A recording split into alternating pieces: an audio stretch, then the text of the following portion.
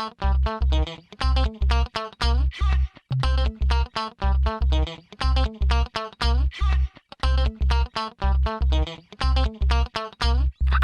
let your dreams be dreams.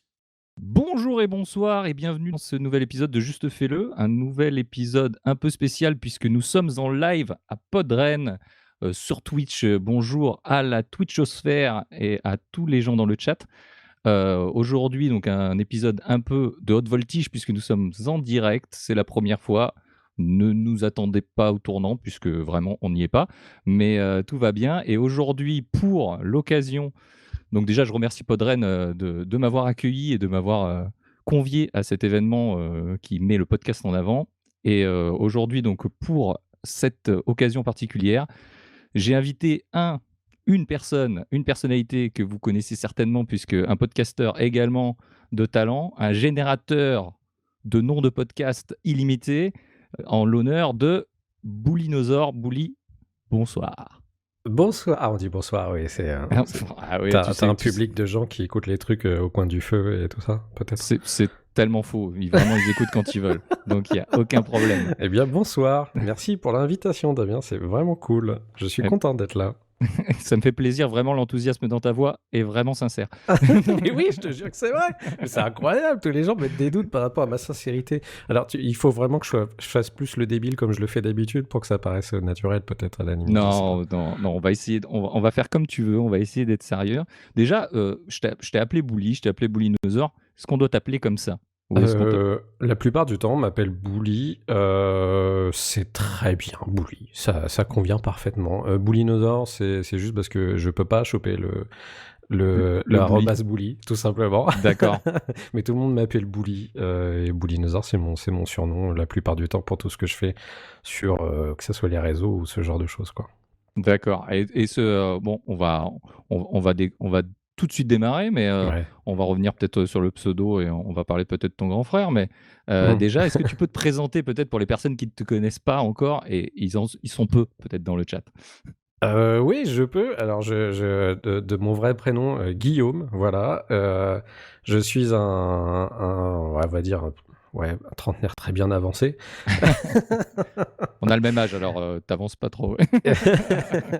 Et je suis un autodidacte confirmé qui a commencé le podcast il y a de ça, on va dire, peut-être 13, 14 ans, un truc comme ça. Voilà. Et j'essaye de faire des choses depuis tout ce temps. Voilà. Un ancien du podcast. Et c'est pour ça que tu es là, puisque tu essayes de faire des choses et t'en fais. Du coup, Ouais. et c'est plutôt cool. Et du coup, vraiment, ouais, tu arrives avec un univers, tu te présentes comme Bouli. Donc, moi, je voulais revenir un peu sur ton pseudo parce qu'effectivement, tu m'as dit, puisqu'on s'est un peu concerté avant, hein, Ouais. on va pas parler des backrooms. Non, vraiment, c'est pas le mot.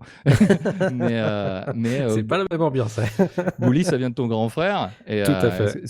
Et pourquoi, alors, du coup? Ah, ça vient de mon grand frère parce que c'est surtout qu'à l'époque j'avais un autre surnom quand j'étais gamin et c'était Maigrichon. Ah d'accord. Okay. Et à partir de l'adolescence après, j'ai eu un autre surnom qui était carrément le contraire, qui était Bouli parce que j'étais devenu Bouboule. Alors ça peut paraître un peu méchant de base, Ouais. sauf que c'était très affectif. J'ai des très bonnes relations avec mon frère, vous inquiétez pas pour moi. Et du coup toute ma famille m'appelle comme ça. Enfin j'ai quasiment personne qui m'appelle par mon prénom dans ma famille, faut le savoir. Tout le monde m'appelle Bouli. Donc, c'est toujours resté. Voilà. Et au début, un petit peu quand je faisais des émissions, quand j'ai commencé, j'avais un autre surnom. C'était The Bouli, ZB.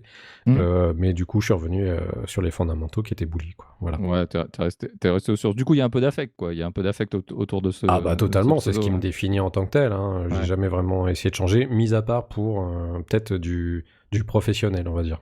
Voilà, ouais. J'avais changé de nom un petit peu à l'époque, quoi. Histoire d'utiliser vraiment ton nom et ton prénom. Voilà, c'est ça. Pour le professionnel, ça fait un peu plus sérieux. Ouais, c'est clair. C'est marrant parce que justement, les gens qui te connaissent un petit peu et les gens qui écoutent un peu tes émissions, moi je suis allé chercher la définition de boulimique puisque vraiment ça commence vraiment pareil. Et il y a écrit, le sens figuré en tout cas, c'est qui consomme une chose avec frénésie. Au niveau de la musique, on peut dire que c'est un peu ça. Ah ouais. Et du coup, je trouve que ça correspondait plutôt pas mal aussi à ça. T'en penses quoi, du coup? C'est vrai que, tu sais, j'ai jamais fait le rapprochement entre bully, boulimie. Du coup, c'est incroyable et je suis vraiment vexé de jamais avoir pensé à un concept d'émission avec ce nom parce que, tu sais, Bully Mike, ça aurait été trop bien en fait pour un nom de podcast. Ah Et ouais, vraiment très bien. tu sais, là, c'est de ta faute, Damien, ce qui va arriver en fait. Hein. Il va avoir un podcast avec un épisode 0 et c'est tout. Voilà. Mais vraiment, ouais, la musique, c'est mon gros credo. Bah, tout sens, quand tu regardes, quand tu fais un constat, toutes les émissions que j'ai faites par le passé, c'est quasiment que des émissions musicales, mis à part deux, Ouais. trois exceptions. Mais je suis vraiment un gros tordu de musique. Et j'écoute ça, j'écoute du son vraiment à balle tout le temps depuis mes 20 piges, quoi. Donc je suis tout le temps à donf dessus, quoi. Ouais, on va en reparler un peu plus là. J'ai une petite partie sur la musique, on va en parler. Mais moi, j'aimerais Ouais. qu'on revienne un petit peu aux sources, qu'on refasse un petit peu ton parcours Ouais. ensemble parce que les gens connaissent pas forcément.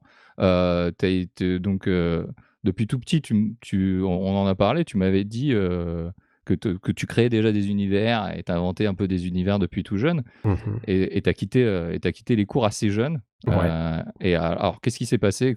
Comment était le petit Bouli à l'école? Le petit Bouli à l'école était du genre à être doué, mais qui voulait pas trop en foutre grand-chose en fait, et qui voulait pas trop faire ce qu'on voulait qu'on attendait qu'il fasse surtout. Et moi j'avais une grande idée, c'était après le collège, je voulais vraiment arrêter les cours pour devenir dessinateur de bande dessinée. Sauf que c'est une très mauvaise idée, les gens. Je lance un appel aux gens qui ont 16 ans et qui se pensent légitimes à pouvoir arrêter l'école pour partir faire des trucs à l'aventure. Ne le faites pas. Continuez l'école, s'il vous plaît. C'est une très très mauvaise idée. Parce que du coup, ça a été très compliqué pour moi. Ça a été très formateur pour la suite, parce que du coup, j'ai dû apprendre un petit peu à me débrouiller et à improviser, parce que je viens d'une famille assez modeste et il y avait quand même besoin de moi aussi pour aider. À partir du moment où je quittais un petit peu le cocon, on va dire, de tout ce qui est académique. Ouais. Mais ouais, du coup, ça m'a permis un petit peu de me bouger le cul et de me dire, allez, il faut que j'en mette un coup sur tous mes projets et il faut que ça soit clean. Et voilà, donc ouais, c'était assez entre une mauvaise idée et formateur. C'est assez étrange d'ailleurs. C'était fin des années 90, quoi. On Ouais, était c'est ça, à l'arrivée de l'Internet en France à grande échelle. Et bah On totalement. était, l'outil informatique aussi devenait grand public. On disait qu'un petit peu que ça amenait le montage vidéo, des choses qui n'étaient pas accessibles jusque-là à tout le monde. Ouais. Un petit peu à ce moment-là, c'est aussi cette période-là. Est-ce que ça t'a influencé justement dans ce désir de quitter l'école, de faire des choses Est-ce que tu étais déjà cette culture un peu Moi, ça a été très tard parce que déjà, j'ai pas eu internet ni d'ordinateur avant très très longtemps chez moi à la maison. D'accord. J'ai été toujours. On va dire que mon adolescence, j'ai pas eu internet quasiment. Donc D'accord. c'est vraiment plus tard. Et du coup, moi, j'étais plus vraiment barré dans tout ce qui était peinture, dessin et ce genre de choses, et vraiment la BD, où je me créais j'ai des planches de BD que vous ne verrez jamais, qui ne sortiront jamais d'ailleurs. J'avais des concepts, et il y a que bien plus tard que j'ai réussi à mettre la main sur un ordinateur pour pouvoir commencer à bosser. Mais entre deux, je faisais des vidéos à l'ancienne, au cut sur de la bande en cassette. D'accord. Et je chourais des caméscopes de mon grand-père ou le caméscope des cousins-cousines. Je leur disais, tu peux me le laisser le week-end, t'inquiète, je vais rien faire. Et puis je faisais que des conneries avec, je faisais des montages, ce genre de trucs. Voilà, donc j'ai commencé un petit peu à m'exercer à ce genre de trucs un peu média grâce au caméscope de l'époque. Et il y a encore des traces quelque part, et je pense qu'un jour j'arriverai à les exhumer, ça pourrait être assez drôle de revoir tout ça, quoi. Déjà de se mettre en scène un peu, ça continuera un petit peu aussi avec ta formation. Mais Ouais. t'as fait une formation 2007-2008 où tu étais un petit peu dans la communication. Ouais. Et là, finalement, c'est ton métier aussi aujourd'hui. Donc, ça t'a forgé. Tu parlais tu étais autodidacte. Est-ce que Ouais. justement, comment ça s'est passé à ce moment-là? Bah, en fait, j'étais arrivé à une période de ma vie où je faisais des tafs qui me plaisaient pas forcément, qui étaient pas vraiment en rapport avec ce que je voulais faire de ma vie. Et j'étais paumé, mais vraiment total paumé. Et je pense que c'est une bonne leçon à retenir pour les gens qui savent pas trop. Et au bout d'un moment, je me suis dit, bah, je vais aller toquer à des portes, juste à des gens qui peuvent m'aider. et pas forcément dans des lieux qui pourraient forcément être ceux que je recherche à la base.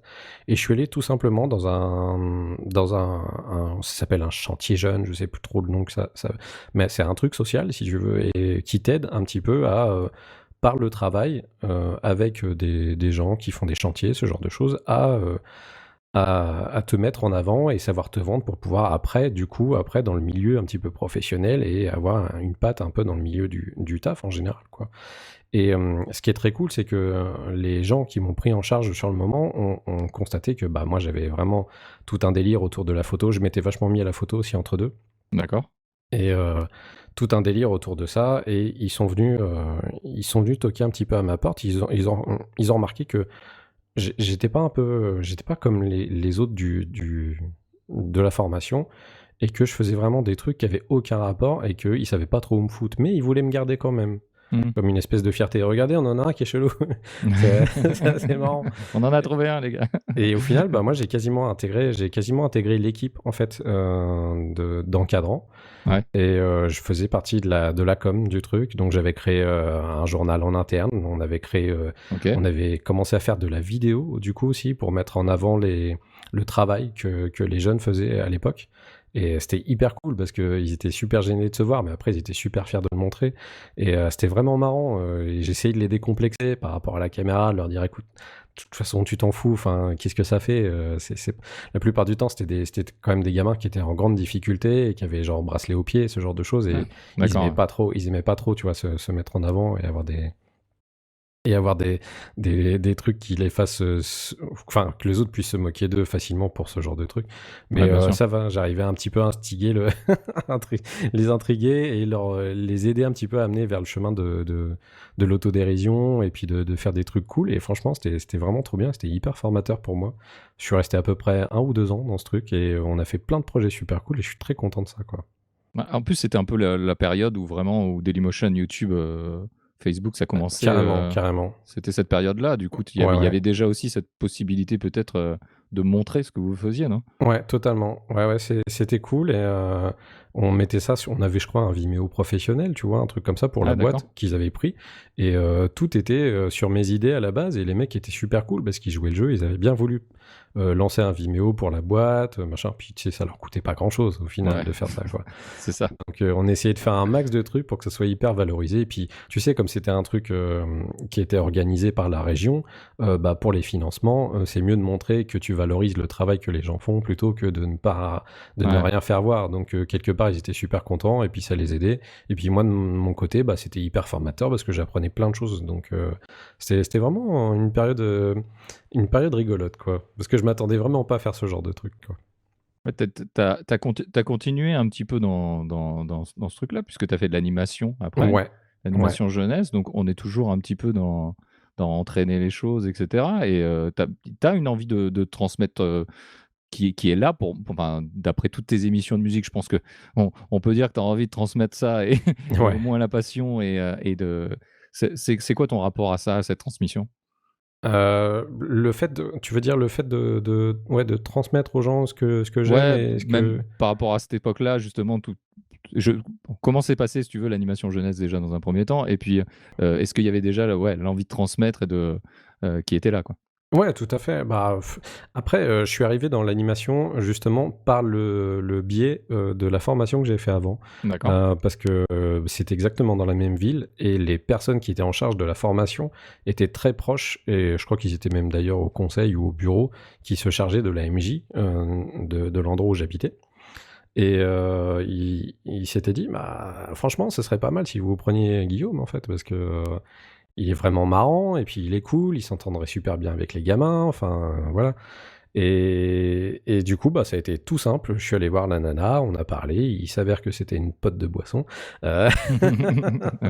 Et puis, tout simplement, ça s'est bouclé comme ça. Je suis devenu animateur de MJC, et c'était vraiment cool parce qu'avec les gamins, on a mis je me suis vraiment plu à faire ça, et j'ai vraiment fait des trucs de ouf là-bas aussi, où tu sais, tu te lèves super tôt le matin et tu fais mais putain, mais qu'est-ce que je suis en train de faire? Comment je suis arrivé là, quoi? Et genre, je faisais les trucs périscolaires où j'étais avec des petits loulous qui avaient même pas qui avait même pas 4-5 ans. J'aidais les dames de la cantine à la maternelle. Mais je trouvais ça trop cool parce qu'en même temps, les gens de la MJ avaient totale confiance en moi pour tout ce qui était continuer à faire de la photographie, faire du film pour représenter un max aussi ce que les jeunes faisaient, faire des petites vidéos. Ils kiffaient ça, les gamins. Bon, aujourd'hui, maintenant, c'est l'explosion. Hein. Il suffit que tu leur mettes un TikTok, c'est des fous furieux, ils te font des trucs de malade mental et voilà. Mais à l'époque, ça se faisait pas encore trop. Et moi, j'avais le bonheur d'avoir un super appareil photo qui me permettait de faire des trucs cool pour eux. Donc c'était vraiment sympa. Et bon, vu que moi, je suis pas très très net dans ma tête, bosser avec des gamins, si tu veux, j'étais dans mon élément. Hein. Donc c'était parfait. Un gamin qui est entouré des gamins. Ouais, c'est ça, exactement. On se demande lequel allait arrêter le premier, hein, si tu veux, donc avec moi. Ah, mais au moins, vous aviez le même langage, le même discours. Ah bah ça, c'est clair. Du coup, du coup, toujours, tu as eu cette envie, là, de ce que j'ai vu, tu as eu cette envie de créer, on peut t'acheter des t-shirts que tu crées. Tu as encore des idées de t-shirts ce matin. Mettez un saxo dans votre vie, si je tout à fait. si je ne m'abuse. Tu sais que je l'ai même pas noté, il faut que je le retienne, mais je vais le faire, ce truc. Écoute, c'est noté dans l'émission, comme ça tu le sauras. Obligé de le faire. Plus, enfin, on parle pas du nombre de podcasts, on en parlera un peu plus. Le YouTube aussi, où finalement tu mélanges un petit peu le podcast du podcast vidéo globalement. Tu as créé une société aussi, puisque tu étais auto-entrepreneur à un moment. Ton rapport avec la création, tu disais que tu étais autodidacte, que tu n'as pas eu de formation en tant que telle. C'est quoi ton rapport à la création par rapport à ça? Mon rapport à la création, il est très très fort parce que je suis quelqu'un qui a besoin de créer. Et à partir du moment, et c'est pour ça d'ailleurs hein, que tout simplement j'ai fait 1500 trucs différents, c'est que j'ai l'impression que dès que je ne crée pas quelque chose, je m'ennuie, je suis triste. Je suis très triste quand je ne fais rien. Ma compagne est là pour en témoigner. Hein. La plupart du temps, c'est que si je fais pas un nouveau truc ou si j'ai pas une nouvelle idée complètement débile ou juste de créa, c'est que ça va pas, quoi. Donc on le sait tout de suite, c'est que je suis malade. Donc c'est vraiment une relation très très forte. Et moi, j'étais vraiment du genre à me lever, étant plus jeune, à me lever à 3h du matin juste pour faire une peinture et faire ce genre de truc, quoi, en mode artiste maudit, tu sais, un petit peu, quoi. Donc ouais, j'ai toujours ce truc. Un peu moins aujourd'hui. Je fais plus vraiment... Enfin, sinon, je dis de la merde. En fait, j'ai encore plein de projets. Donc, c'est pas vrai, m'écoute pas. Encore aujourd'hui. Et tu t'as fait un peu d'introspection, de te dire, mais pourquoi j'ai envie autant créer, autant transmettre, autant donner pourquoi est-ce que tu t'es donné ça en dehors de l'ennui, effectivement, qui te permet de t'amuser et d'avancer? Est-ce que c'est seulement ça? Honnêtement, je sais pas vraiment, mais je sais que ça provoque chez moi vraiment une joie immense d'avoir des retours de la part des gens, soit par rapport à un truc que je leur ai confié ou que j'ai présenté, et d'avoir des retours sur ce qu'ils aiment ou pas par rapport à ça. Soit moi, juste tout simplement, ça me fait du bien, en fait, de voir les gens rigoler à mes blagues. Et oui, encore tout à l'heure. Ouais, voilà, la plupart du temps, je suis le premier à rigoler de mes blagues, la plupart du temps, mais je suis très pipi caca dans mon délire. Mais ouais, j'aime bien que les gens soient heureux, tout connement, je crois, tout bonnement. Et je cherche pas plus que ça. C'est pour ça que j'ai jamais voulu non plus en faire un truc ultra professionnel de mon côté, avoir à rémunérer, parce que j'aurais l'impression de voler un peu les gens, parce que c'est pas ce que je recherche pour eux. J'ai vraiment envie juste qu'ils soient heureux et qu'ils trouvent ça cool, et qu'on était tous des copains et qu'on allait faire des barbecues et qu'on était tous contents, voilà. Ouais, c'est ça. Et moi, j'avais une question avec cette passion pour la musique. Est-ce qu'il y a eu un moment ou un autre, tu as eu de la création musicale qui est arrivée dans ta vie? Ouais. J'ai découvert la MAO à un moment donné.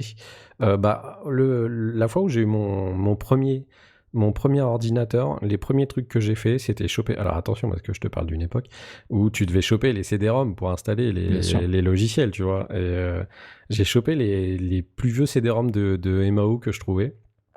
Et la première chose que j'ai fait, c'est composer des morceaux, tout connement. Parce que ouais, c'est hyper important pour moi et que je trouve ça trop cool. Et que par la suite, au fur et à mesure, j'ai essayé un petit peu tous les logiciels de création de musique. juste pour me dire, bon, moi je l'ai essayé, je sais ce que ça donne et on verra ce que ça donne si j'arrive à faire quelque chose avec. Et voilà, donc ouais, c'est vraiment cool et ça m'a vachement aidé après par la suite, notamment pour le podcast, Bien sûr. à faire tous mes jingles, ce genre de choses et voilà. Ouais, mais t'as des projets justement de choses un peu plus concrètes. Tu te parlais de professionnalisation tout à l'heure, que t'as pas forcément envie sur d'autres créations, mais dans la musique, est-ce que tu auras Dans la envie de... musique, ouais, j'ai vraiment. Alors là, du coup, c'est un truc, je comptais pas le faire avant un bon moment parce que je me suis donné un timing pour le faire. D'accord? Mais je compte, pour de vrai, au bout d'un moment, faire un album.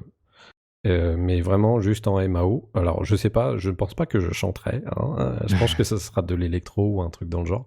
D'accord, Mais je veux vraiment faire un album. Et d'accord. plus tard, quand ça sera complètement, quand j'aurai réussi et réussi l'essai, bah, je pense que j'essaierai de pousser la chansonnette et d'y aller en mode chanson débile, comme j'ai fait la plupart du temps, parce que c'est un truc qui me ferait énormément de marrer, que les gens écoutent mes musiques et voilà, et recrachent toutes leurs boissons par le nez. Ça me Je te, je te verrais bien d'un peu dans... Je sais pas si tu connais Marc Rébillet. Si, Je te si, verrais ouais, bien ouais, je connais très bien. dans cet esprit-là, vraiment de te Si, mettre oui. dans un bar et de vanner le mec qui rentre en musique, quoi. Vraiment, je pense que tu serais plutôt pas mal dans ce truc-là. Je pense qu'en France, ça n'existe pas. C'est quelque chose à faire quand les bars et les restaurants réouvriront. C'est un appel, si jamais.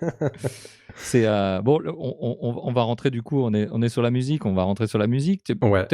La musique, t'es plutôt éclectique, mais t'as quand même un penchant pour celle qui fait du bruit, Pour sans celle faire de qui mauvais fait jeu du de bruit. mots. Alors ouais, parce que c'est celle avec laquelle j'ai grandi durant mon adolescence, on va dire. Et Ouais, du coup, ça te forge forcément tous les trucs que tu écoutes pendant ton adolescence. Bah, ça te marque au fer rouge pour tout le reste de ta vie, en fait, la plupart du ouais, temps.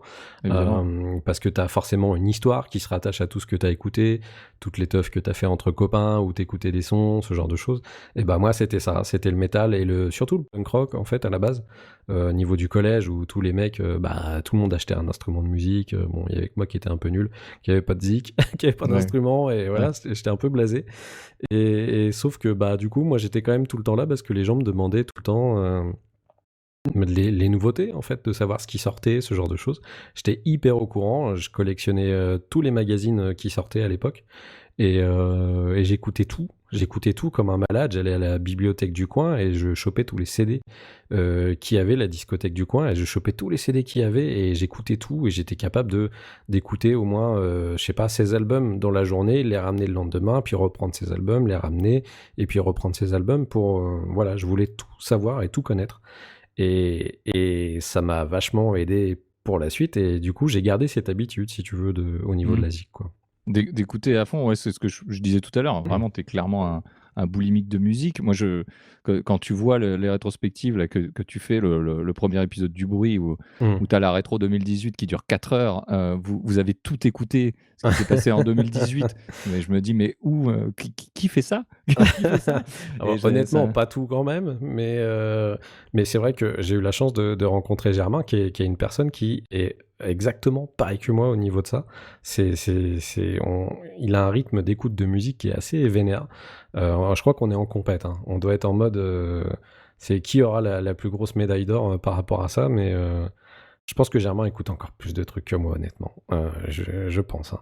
Mais ouais, on tient bien la distance et franchement, c'est assez hallucinant. Et moi, j'arrive pas à m'en rendre compte, en fait, quand tu sais, quand les gens me font un retour par rapport à ça, Ouais. ou qu'ils me disent, non, mais comment vous faites pour écouter tout ça? Comment vous faites pour connaître tout ça?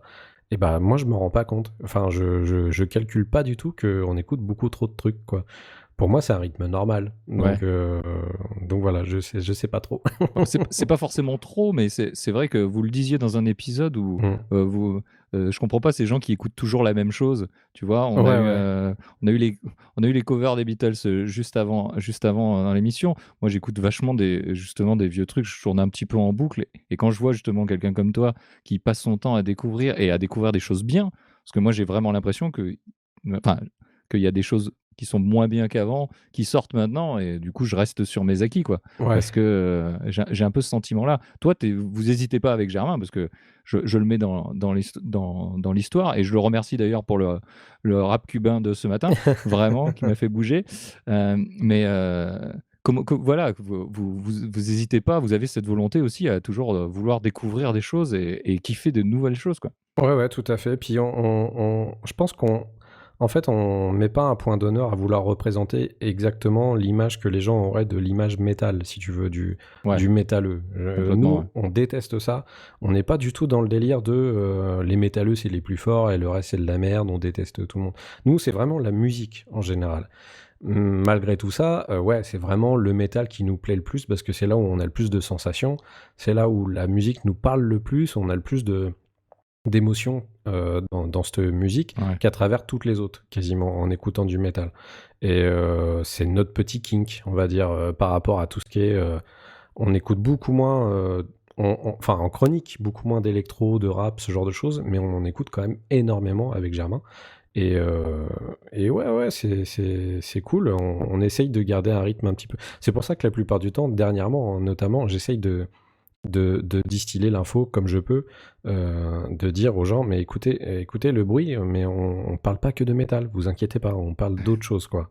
Mais c'est vrai que quand t'arrives et que tu prends des Norvégiens un peu satanistes, alors que t'es ça. pas, je comprends que ça puisse être un petit peu rebutant, quoi. Ah, ouais, c'est vrai que Rammstein, c'est pas les gens vraiment vers qui tu vas aller si tu veux. Si tu Oui, veux, c'est voilà. pas hyper chill. C'est pas super chill. Ouais. Dans un bar lounge, ça passe un peu moins, Ouais, quoi. voilà. Voilà. Du coup, je suis allé creuser, j'ai déterré un petit peu, j'ai déterré un vieux tweet qui m'a fait rire, enfin un vieux Vas-y, ouais. tweet, ça a 4 ans, où tu dis, le 20 février 2017, hein, pour être précis, tu dis Ouais. bonjour, quelqu'un écoute Free From Desire de Gala dans mon wagon, voilà, c'est une mauvaise journée. Et qu'est-ce que tu as contre Gala? T'es un enfant des années 90 quand même, Alors, qu'est-ce que tu as contre Gala? j'ai rien contre Gala, sauf que quand quelqu'un écoute Gala en boucle dans ton train le matin alors qu'il est 6h30 du matin et que tu vas au travail, c'est pas le meilleur moment de ta journée pour écouter Gala. Et franchement, c'est surtout quand c'est fait de façon frénétique. Tu sais, si quelqu'un le fait une fois, le passe, je trouve ça vraiment marrant et limite, je m'ambiance. Et comme la plupart du temps, je prenais le train avec ma femme, je pouvais pas m'empêcher de faire le débile ou de commencer à danser pour la faire rire. Mais là, quand c'était juste en boucle et ce genre de choses, c'était vraiment, vraiment moins drôle. Donc, ça peut arriver. Le chat nous parle de Sophie Elix Bextor. Qu'est-ce que tu veux Ah. en dire quelque chose ou pas? Magnifique. Murder on the Dance Floor, qui est une chanson incroyable. Voilà, merci Pépé pour cette référence incroyable. Et du coup, j'ai écouté ton émission donc tu as fait ce matin avec Germain. Ouais. Vous parliez un peu de justement, tu disais que le mainstream, on a du mal à le définir. Toi, tu parlais justement de la musique, vous étiez quand même plus sur effectivement le rock, le métal, mais tu écoutes quand même du mainstream. Ah oui, j'écoute énormément de mainstream. D'ailleurs, l'album que j'ai lu numéro 1 de l'année dernière est un album hyper mainstream. C'est un album d'un mec qui s'appelle Oliver Tree et qui fait quasiment un truc un peu pop électro. Et je trouve que c'est un bon pied de nez à tous les gens qui pensent qu'on écoute que du métal à longueur de temps, quoi. Parce que vraiment, et puis l'année d'avant, si tu veux, pour moi, un des meilleurs albums de l'année, c'était Billie Eilish, alors que tout le monde connaît le truc par cœur aujourd'hui et tout le monde trouve que c'est hyper cool. Bah, moi aussi, en fait. J'ai trouvé ça trop bien. J'ai le droit. Bah ouais. Ouais, on a l'impression, on met souvent les gens dans des cases, effectivement. Là, Ouais. moi, ce matin, tu m'as pas trop surpris en parlant de Timbaland ou Mark Ouais. Ronson, mais c'est malgré tout, c'est vrai que effectivement, le bruit, ça a quand même une certaine connotation et les gens peuvent s'attendre à des choses, mais et puis comme disait Germain, peut-être son allure d'ours Ouais. métalleux peut surprendre quand il écoute de la bossa nova, mais pourquoi pas? Après, chacun. C'est ça que je trouve trop cool, tu vois, c'est les pieds de nez justement à la vie ou ce genre de Exactement, choses. Et nous, on aime beaucoup se donner une image de mec un peu dangereux, bagarre. Mais en fait, on n'est pas si bagarre que ça. On est même des gros débiles, en fait. Mais on adore se donner une image très insultante vis-à-vis des gens qui nous écoutent. La plupart du temps, on fait des tweets où c'est vraiment ignoble, où on dit « Salut, bande de cons » ou ce genre de choses. Enfin, la plupart du temps, moi aussi, c'est comme ça que je commence les émissions.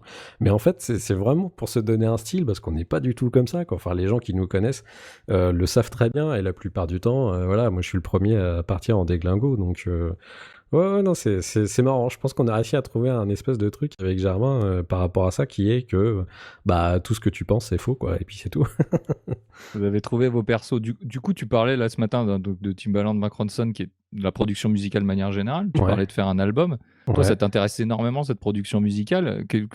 Est-ce que ça t'intéresse aussi peut-être plus tard Ouais, d'être alors moi je là-dedans, t'avoue quoi que déjà, rien que de base, dans le podcast, ce qui m'intéresse le plus, mis en dehors le fait oui, partager le truc avec les gens et qu'on ait des retours par rapport à ça, c'est vraiment le montage et faire toute la prod qu'il y a derrière. D'accord. C'est vraiment une passion pour moi et je suis, à la fin d'un enregistrement, je suis comme un gosse à ouvrir mon Logic et aller mettre mes pistes à l'intérieur pour commencer à faire du traitement audio, dire ah non, ça, c'est pas bien, ça, il faut que je fasse comme ça faut que je mette ça, faut que je mette une reverb ici, il faut que je fasse ça. Et moi, je suis comme un gamin devant ce genre de truc, quoi, c'est trop cool. Donc, ouais, c'est vraiment un truc qui m'attire énormément. Je suis vraiment. C'est mon petit kink, hein, j'adore ça. Et que ce soit autant pour l'audio que pour la vidéo, j'aime faire ce genre de truc, quoi. Ouais. Alors que tout le monde trouve que c'est vraiment une corvée. Mais toi, t'aimes Ouais, bien. je sais pas pourquoi, moi j'adore. J'adore faire ce genre de truc, quoi. Et en plus, t'as un petit kink aussi pour le matos. Ouais. Aussi. Le matos musical, t'aimes bien. Ouais, Tu parlais ouais. de hi-fi, t'aimes bien la hi-fi. Ouais, bon, bah, va falloir que je me calme, hein, parce que je crois que ma femme va pas trop kiffer après, mais ça, j'achète plein de conneries. Mais à chaque fois, c'est pour m'améliorer. J'arrive à toujours trouver la bonne excuse, de toute façon, quoi qu'il en soit. Pour l'instant, ça a toujours fonctionné, donc on continuera. Tu vois, là, je suis dans la merde. Mes enceintes, bon, bah, elles sont bien, mais bon, elles sont pas assez bien, quand Elles sont même. pas assez bien, voilà, c'est tout. On n'entend pas. Voilà. Alors que voilà. des petites Yamaha en 7 pouces, là, ce serait beaucoup mieux, quand même. Donc, voilà.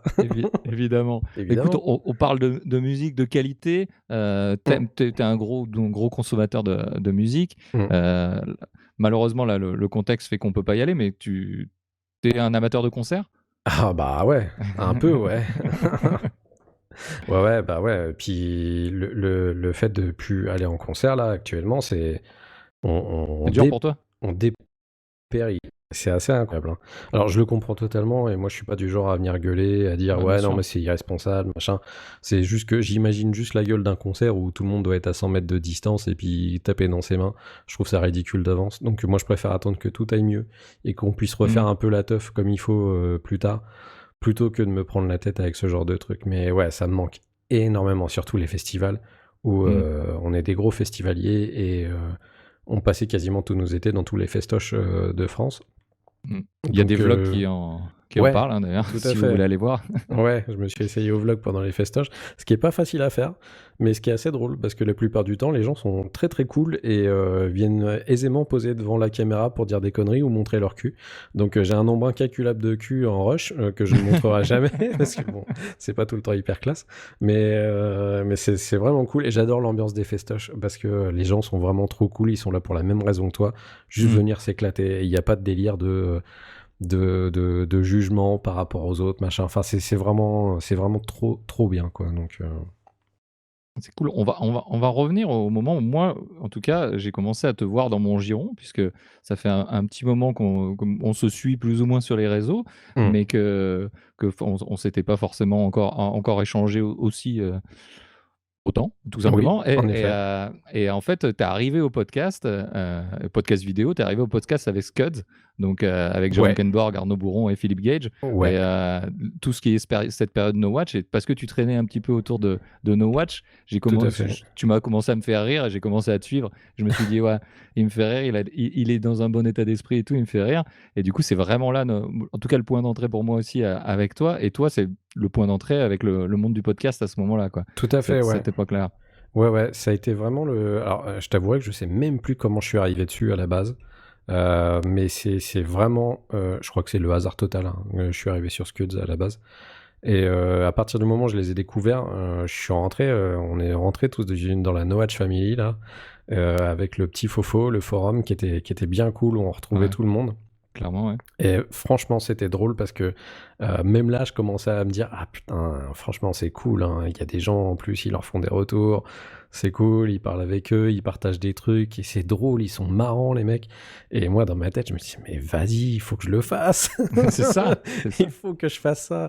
Et franchement, c'était vraiment excellent parce que j'ai rencontré des gens que je côtoie encore aujourd'hui, d'ailleurs, hein, grâce à ça, qui sont des potes depuis plus de 10 ans, quoi.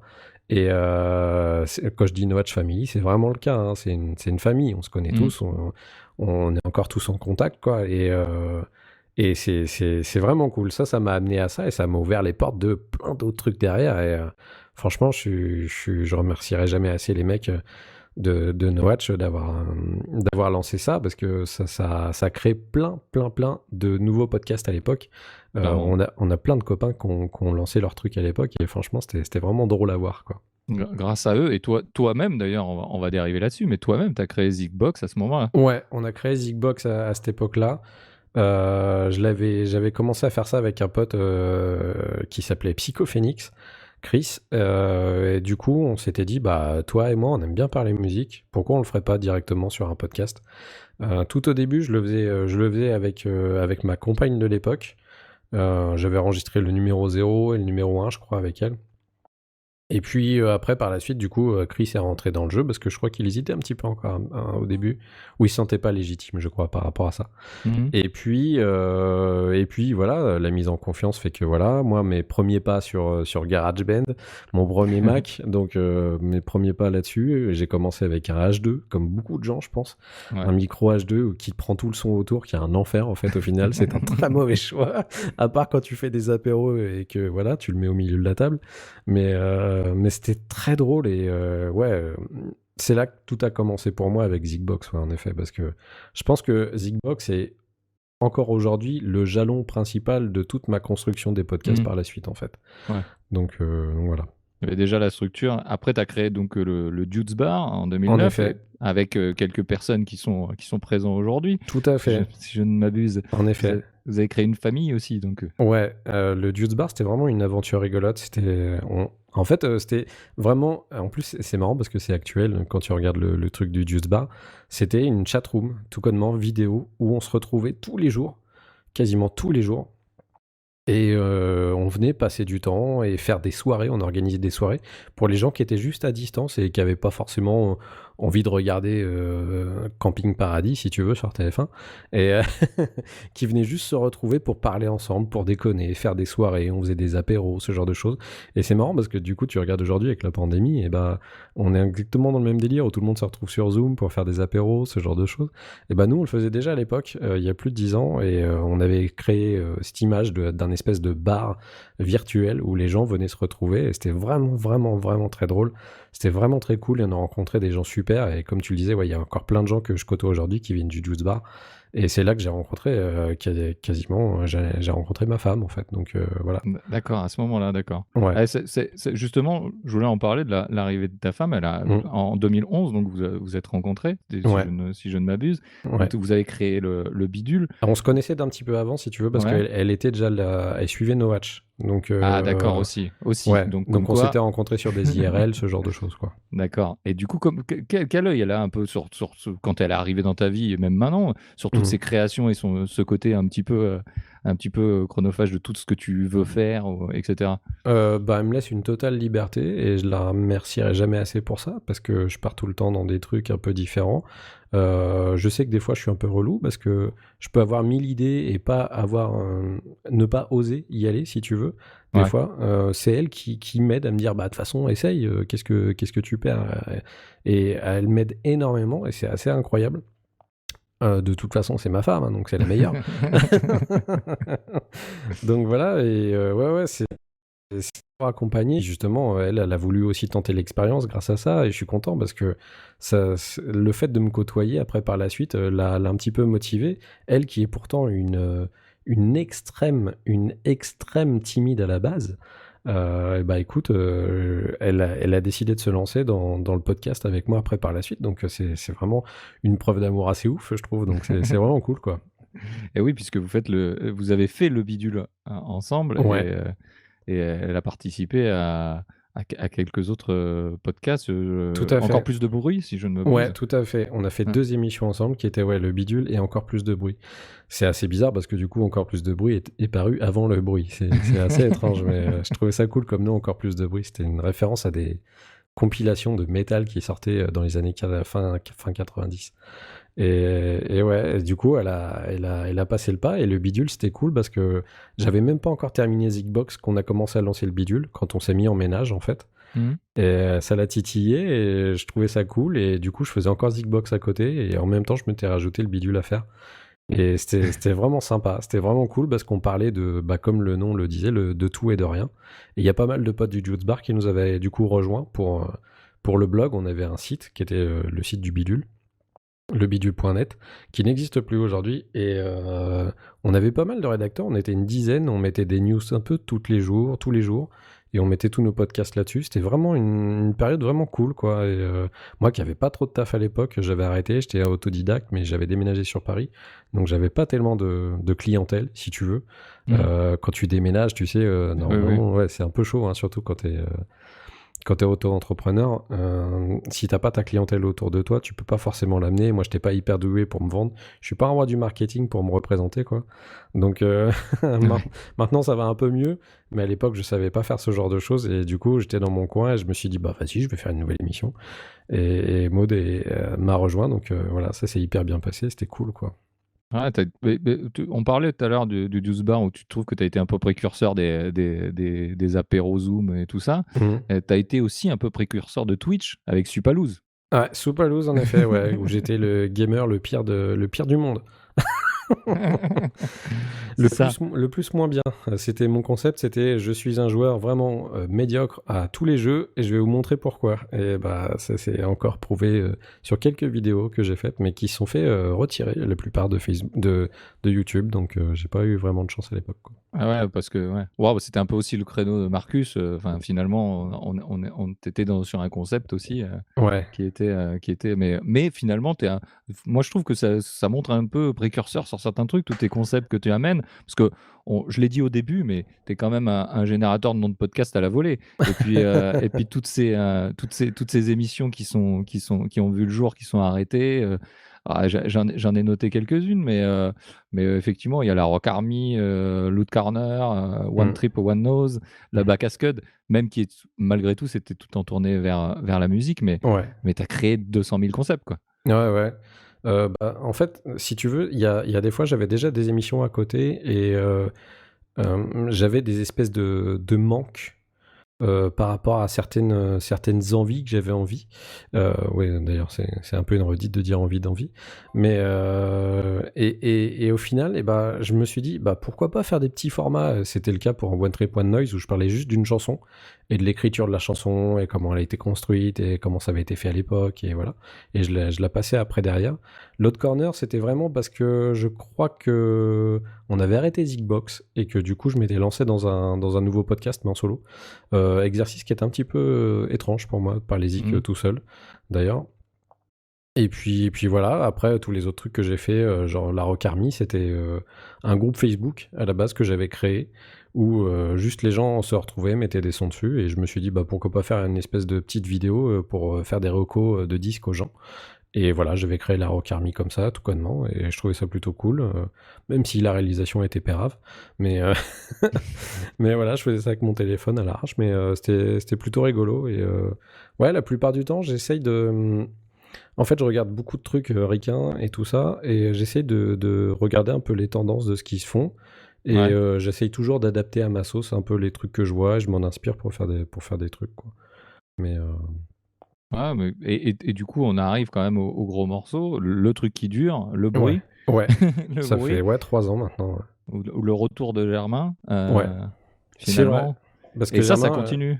Germain faisait partie de Zigbox, en effet, je l'ai pas dit Ouais. tout à l'heure, mais il faisait partie de Zigbox. Et puis quand on a arrêté Zigbox, et bah, Germain et moi, on a un peu séparé nos chemins. Voilà, parce que moi en plus j'ai bossé avec Germain après, on était collègues de travail. D'accord. Voilà. Ce qui est toujours le cas aujourd'hui, hein, je travaille toujours avec Germain. J'étais dans une boîte avec lui, je suis parti de la boîte, j'ai fait un autre taf entre deux, et la boîte en question m'a dit est-ce que tu veux revenir? Je dis ouais, et je suis revenu, et Germain était là, et du coup c'est cool, on s'est retrouvés, quoi. D'accord, ouais. Et là, vraiment, et comment tu expliques que ce format, cette émission dure plus que les autres?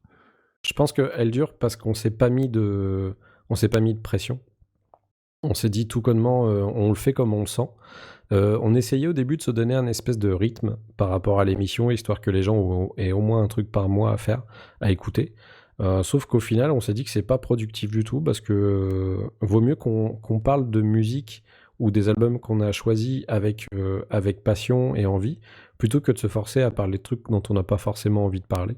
Et c'est ce qui nous aide, je pense, à tenir sur la longueur, et surtout le fait d'avoir des concepts un petit peu différents. On l'a redit cette année, en début d'année, mais cette année notamment, on a une espèce d'envie de faire de la recherche et développement en fait sur le bruit, et on essaye plein de concepts différents. Et c'est cool, je suis très content de ça parce que du coup ça renouvelle un petit peu, tu sais, t'as l'impression que c'est un vieux couple qui essaye de se renouveler en faisant des trucs un peu chelous, mais bon, on va pas partir dans le SM, nous on va plutôt continuer à faire des trucs un peu rigolos, on a plein de projets par la suite, donc je suis plutôt content de ça, et de toute façon avec Germain c'est une valeur sûre, on s'entend très bien, donc on est assez complices pour se dire les choses honnêtement et savoir si ça va pas, mais la plupart du temps, on est très content de ce qu'on fait, quoi. Ouais, c'est le couple aussi avec Germain, je pense, qui permet que ça dure. Et puis, tous les concepts d'émission, au lieu d'en faire une nouvelle, tu les essaies dans le bruit, finalement. Ouais, c'est ça, carrément. Et tu vois, aujourd'hui, c'est la preuve que ça me suffit, parce que j'ai pas relancé de nouveaux concepts de trucs depuis un moment. Je suis très bien avec le bruit, on arrive à faire tout ce qu'on veut faire. On a une communauté qui est plutôt cool, les gens sont vachement sympas avec nous, on a des très bons retours. Ouais, c'est vraiment excellent, et je suis très content du succès du bruit, quoi. Moi, je voulais déterrer aussi. Moi, tu m'as dit, même avant, que tu avais vraiment honte de rien parce que tu n'avais aucune estime de toi. Mais je voulais parler de shot testing quand même. Ça, c'est un concept ouais. quand même. Donc, pour rappel, pour ceux qui veulent aller sur YouTube voir, tu goûtes donc des mets pendant que tu es sur les toilettes. Tout à fait. Voilà. Alors, c'est vraiment un concept particulier. Alors c'était un défi, un espèce de défi que je m'étais lancé. C'était juste un barbecue chez un copain, chez notre copain Loli, et je m'étais dit, bah tiens, il y a des gens, ils ont fait des trucs. Il y avait notre ami Titours qui avait fait des super bons trucs. Il y avait Guimauve qui avait fait des cookies et tout ça.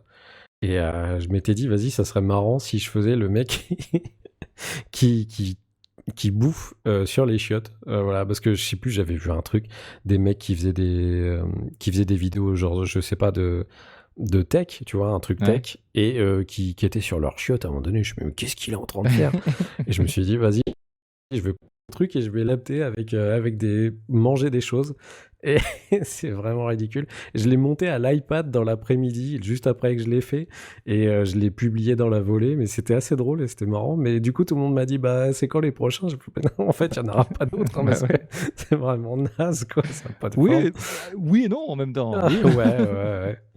Il y a peut-être quelque chose à faire. Par rapport à tout ça, par rapport à ton rapport avec le podcast, au niveau des auditeurs, des chiffres, toi, tu accordes une importance à ça ou pas du tout? Ouais, une seule personne te va? Ouais, carrément. Moi, en fait, la plupart du temps, je préfère avoir un retour des personnes qui me disent tel album, ouais, c'est vraiment excellent, ou à l'époque du bidule, tel BD, tel film, c'est vraiment trop cool, ou on a écouté, ou on a regardé parce que tu l'as conseillé, merci, machin, tiens, je te parle de ça en échange et tout ça.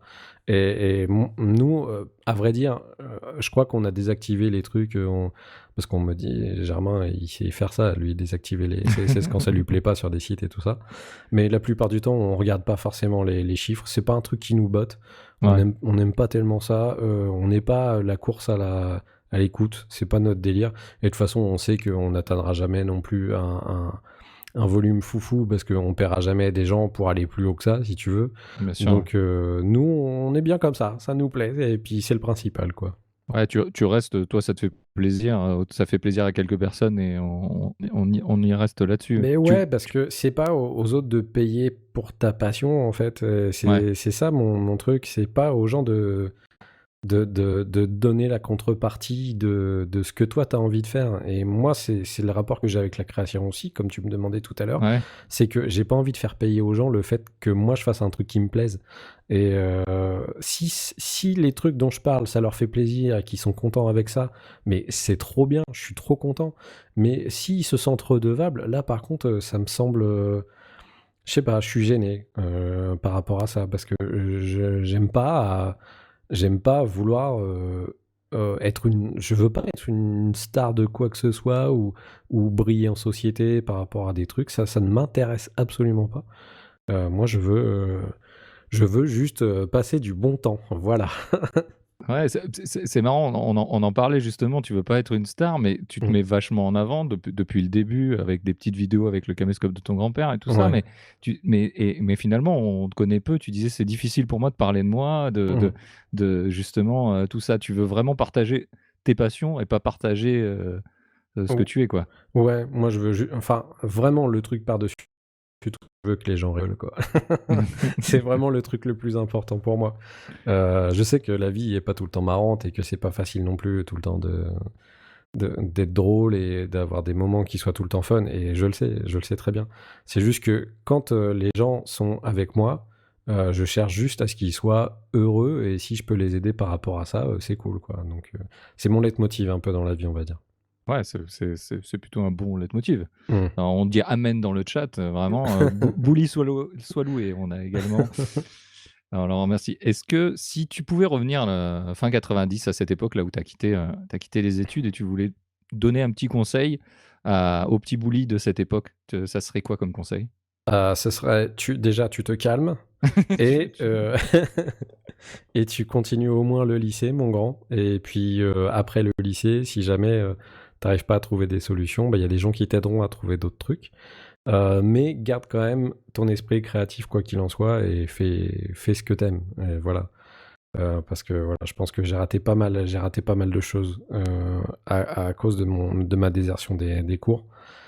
Mais j'ai une main heureuse dans le fait d'avoir la chance de rencontrer des gens qui m'ont permis aussi de pouvoir avancer et de faire de ma vie quelque chose qui me plaît aujourd'hui, quoi, voilà. Ouais, parce qu'aujourd'hui, tu parlais quand même de pas forcément monétiser justement tout Mmh. ça et la passion, mais aujourd'hui, tu fais quand même un métier créatif. Du coup, Ouais, tu monétises un peu ça finalement. tout à fait. Ouais, ouais, mais bon, voilà. Ok. Alors bon, Je, je suis je te mets dans directeur, l'embarras, je te mets dans je l'embarras. suis directeur artistique pour une boîte, mais je bosse. C'est pas du tout le même cœur de métier ou les mêmes personnes visées. Et là, je bosse pour une société et franchement, les gens à qui je parle à travers cette société, ça m'intéresse pas trop de les faire rire. Donc, enfin, eux s'attendent pas à rire forcément en voyant mon travail pour eux. Donc voilà. Mais j'essaye de faire rire un max mes collègues de travail et j'espère que je réussis. Et j'essaye aussi de faire des trucs comme ça au niveau du taf, mais bon, je sais rester à ma place dans une boîte, quoi. Ça, c'est cool. Est-ce que si le chat a des questions et qu'ils n'hésitent pas, hein, on va bientôt terminer, mais Mhm. si le chat a des questions, comme il y a un petit retour, ça n'hésitera pas. Moi, j'en ai une dernière. S'il y avait Ouais. une question que tu aurais aimé que je te pose, ça serait laquelle? Oh non, j'aime pas ce genre de truc, fais pas ça, fais pas Ah ça. Bah, tu peux me demander, c'est quoi le prochain podcast ou c'est quoi la prochaine émission à la limite? Ça va certainement trancher. Ça va certainement. Non, mais Euh, si j'avais oublié quelque chose, globalement, Pas vraiment. on a fait le tour. Est-ce qu'il y a quelque chose que tu voulais toi ajouter ou, que j'aurais oublié, que j'aurais omis, quelque chose qui est important pour toi? Ce qui est important pour moi en ce moment, c'est que j'ai l'impression de vivre ma meilleure vie. Alors, je sais bien que ça peut paraître un petit peu chelou par rapport à tout ce qui se passe en ce moment et que c'est bizarre. Sauf que moi, j'ai toujours été très heureux derrière mon écran avec un micro derrière la bouche. Donc, je suis très content parce que en ce moment, j'ai l'impression d'arriver à avoir des idées et tout de suite les réaliser et pas être frustré comme je pouvais l'être à une certaine époque. Et je te jure que ça change carrément la donne quand t'as les moyens de pouvoir réaliser tes rêves et de faire ce que t'as envie de faire. Et franchement, c'est cool. J'ai galéré, j'ai cravaché pendant une dizaine d'années juste pour pouvoir y arriver aujourd'hui et je suis très content du résultat. Donc pour moi, je suis très heureux, je suis un homme heureux, ouais. Un homme heureux malgré effectivement le contexte, ça peut paraître paradoxal, mais je comprends bien Ouais. ton truc. En tout cas, je te remercie. Moi, je Ben, merci pense à toi. effectivement on a fait le tour. Le chat n'est pas très bavard ou il lag. Et peut-être un peu de lag, ouais. Pour te demander des choses. Je te remercie d'avoir participé à ce premier live de l'émission. Et puis, je remercie Podren aussi de nous avoir accueillis. Et tu as accueilli aussi ce matin. Et d'ailleurs, Ouais. l'émission était très bien. Je ne l'ai peut-être pas assez dit pendant ce podcast, mais en tout cas, l'émission est très bien. Ça m'a fait bouger mes petites fesses. Et ça, c'est déjà pas mal. Je remercie Podren pour l'organisation et la gestion technique. Vraiment, vous êtes au top. Et puis, bah, j'espère on se reverra l'année prochaine en Il vrai, y a intérêt, il y a tous, intérêt. Je te dois une tous. bière, du coup. Tu me dois une bière et je t'en dois une, donc comme ça, on sera peut-être bourré trop à la cool. fin de la soirée. Ah bah trop bien, j'adore. D'avance, c'est mon programme préféré. Je te remercie et puis à bientôt. Et pour ceux qui sont en différé, vraiment à bientôt aussi. Il y a vraiment merci à tous et puis bonne soirée. Et ça va continuer avec ça va trancher normalement et ça va vraiment vraiment trancher. Ouais, ça va piquer. Ça va piquer pour vous pour finir. Prenez du ce mercurochrome, les enfants. Allez, merci. Bonne soirée. Ciao. Ciao.